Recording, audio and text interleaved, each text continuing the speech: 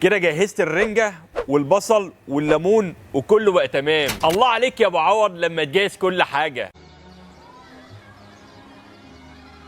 ما كفايه بقى مصر الدنيا هتليل.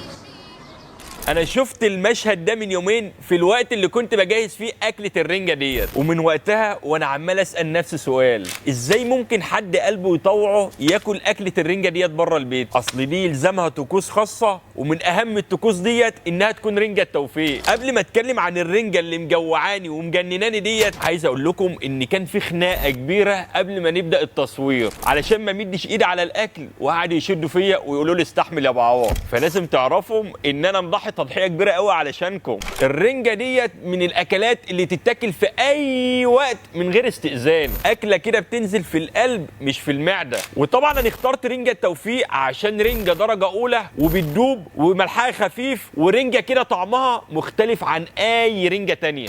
حاجه كده مش عارف اوصفها لكم، لازم تجربوها بنفسكم، واهم حاجه تعملوا حسابي معاكم. بصراحه بقى انا استحملت كتير، فكفايه قوي كده. انا اسمي الله واكل، وانتوا بقى اشتروا رنجه التوفيق من هايبر مول وحصلوني، وكل اكله رنجه وانتوا طيبين.